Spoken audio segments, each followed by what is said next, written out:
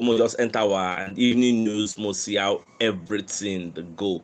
So the first news on the night is the fact that Simon Jordan will be one of the pundits for Talk Sports. So Babako Komasako they talk about Manchester City's 7-0 win against RB Leipzig. So Babako they talk say that win wey Man City win say get any relevance to Arsenal, you get, because the EPL is a different kettle of fish compared to the Champions League. Say maybe Man City win 7-0, no be say they go dey gbera now, they go dey beat everybody and say no, so they no dey judge football like that. So many people no go dey reason am that way. Say as it stands now, Arsenal, whether anybody likes it or yes, Arsenal can they control their own ambition and they in charge of their own future yet. So it is Arsenal's league title to lose, because Man City, forget that they are 7-0. Man City are not the kind of players they were in the past. You get, they no be that kind of player. So they are a shadow of themselves. They know they play the way they play in the past, and it will come to everybody will see. And by the time when they play Liverpool and play other teams, so they struggle for the EPL.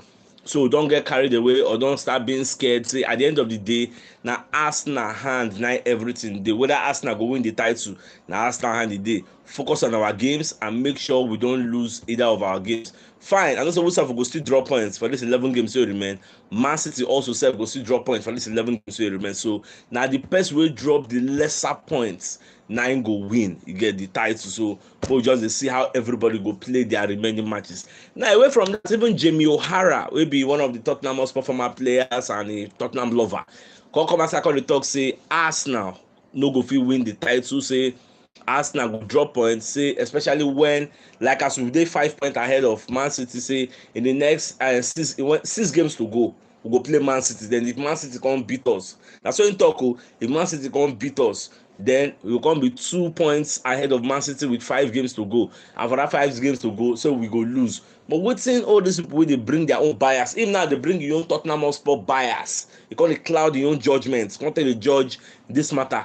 Now wetin dey forget to look be say you dey also say if Man City win us, if Man City win us, what if we draw? What if Arsenal beats them? You don't look at things. There are 3 things that can happen in the match. It's either Man City win or Arsenal win or we draw. Why are you looking at it from one? It can happen. So I don't just understand why people they look am like say Man City must win. Okay, apart from that match, wetin go happen for like 5 matches we go play before we play Man City? Wetin go happen? Do you know that Man City go drop points? Do you know that Arsenal go drop points? Why you come be like saying na only that Arsenal versus Man City match that go decide? It's not only that match that is a deciding factor. There are a lot of other matches like I don't know, many people, Gary Neville, everybody, they bring their own bias. They say, okay, if Man City win. I beg me, I know just might just dey watch how the games they go, how they go take play, especially this Liverpool, how they go play Liverpool first of all. We go see how they go play. So away from that, Charles Watt self come outside, call the talk, say in they write a book about Arsenal, the rise of Arteta's Arsenal, the revolution. The book don't they almost complete. I believe when it don't they available, they say man I go buy book. Oh, so they don't write how everything. But for me, I would have wished that we had this all or nothing documentary part 2. Like after what happened last season with all our struggles, how we lost the Champions League. If it makes sense, we didn't do another one. Come be this season the fight for the league title. So, you go mad, go. By the time they go release it, go sweet. I don't know why they no follow up, why they no come do them again. Same pay me. If you say them do them before, make a whole lot of sense. Now away from that, so the Arsenal don't shake up their board. So Stan Kroenke don't elevate in picking Josh Kroenke. So Josh Kroenke and Stan Kroenke, they don't be co-chairman. You get, so they can't elevate Tim Lewis. So Tim Lewis now be the executive vice chairman now. From the way they shake up the board, the thing they make news. Arsenal don't publish the news, so it's everywhere. People are talking about it. Now, what does this mean for Arsenal? I don't think it really means anything. It's just that father and son now have the same position as chairman. Two of them are chairman for Arsenal. That's why they call them co-chairman. Two of them they run Arsenal before they elevate Tim Lewis.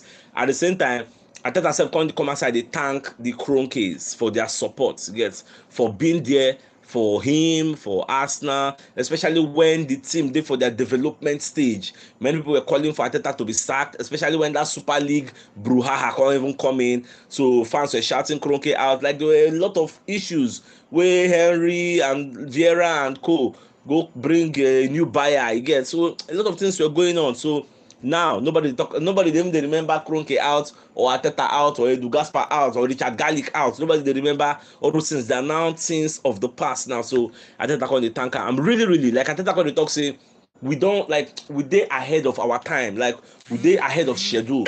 Like nobody now is supposed to fight for title, like we don't dey faster because he talk say for him plan we ain't right, so we dey for phase 3 because he ain't right 5-phase plan. We don't come up for phase 1, phase 2. Phase 1, phase 2 now like clearing off the dead wood. People get ego for the dressing room because we all know they were not going to follow us to the promised land, removing them and wiping the slates clean and bringing new players that will buy into the coach's philosophy. Now be phase 1, phase 2 get. Now phase 3 supposed to integrate, buy more players like all those Jesus, Zinchenko, Trossard, all these players get to form a formidable team, maybe enter Champions League slot. Then maybe next season we'll go activate phase 4, maybe fight for the title, who knows. But phase 3 now we dey and we run the fight for the title. So he's saying we are ahead of schedule and it's not a bad thing, it's actually a good thing. So we are just very happy for our progress because when you remember, say once upon a time we were having people like Lacazette, you know, they score goal, maybe score 2 or 3 goals in the season, and the guy there for French League 1 and they score 16 goals in 24 matches. So like, who does that?